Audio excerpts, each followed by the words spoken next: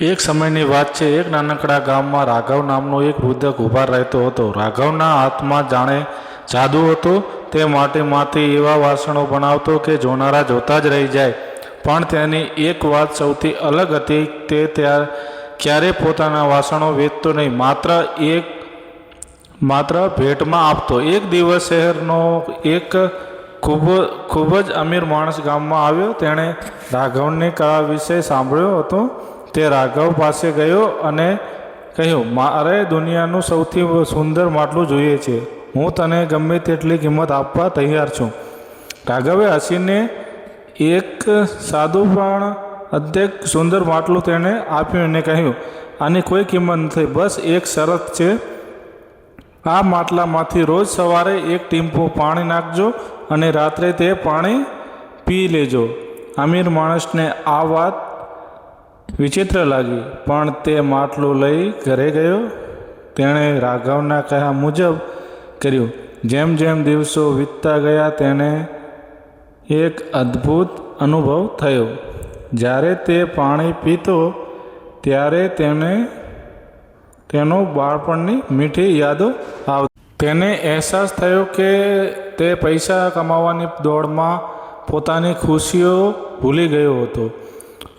તેને ગુસ્સો શાંત થવા લાગ્યો અને તે લોકોને મદદ કરવા પ્રેરણા. એક મહિના પછી તે ફરી રાઘવ પાસે ગયો અને પૂછ્યું, આ માટલામાં એવું તે શું જાદુ છે કે મારું જીવન બદલાઈ ગયું? રાઘવે શાંતિથી જવાબ આપ્યો, સાહેબ, માટલામાં કોઈ જાદુ નથી.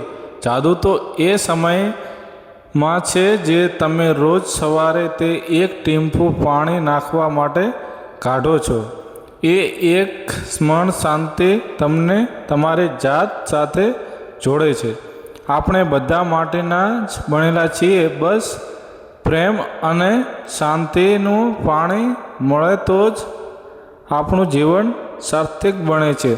રાઘવની વાત સાંભળીને પેલો અમીર માણસ સ્તબ્ધ થઈ ગયો.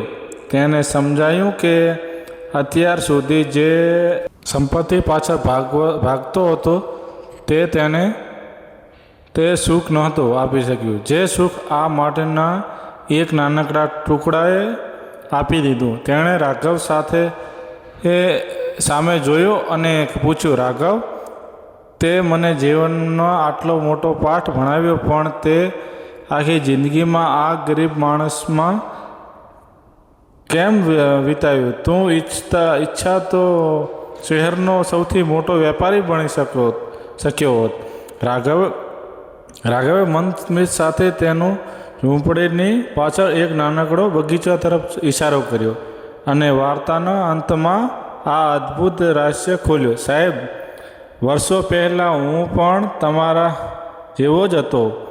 મેં આ કળા માત્ર પૈસા માટે વાપરી હતી.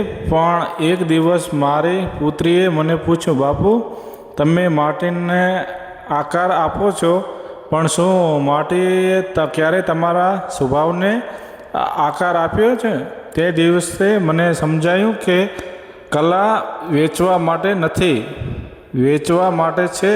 તે માણસ શહેરમાં જઈને એક મોટો આશ્રમ ખોલ્યો, જ્યાં તે લોકોને શાંતિથી જીવનની કળા શીખવવા લાગ્યો. રાઘવનું તે સાદું માટલું આજે પણ તેના ટેબલ પર હતું, જે તેને રોજ યાદ અપાવતું કે આપણું સ્તેજ માટીનું છે અને અંત માટીમાં જ ભળી જવાનું છે. માટે વચ્ચેનો જે સમય છે તેને પ્રેમથી ભરી દો.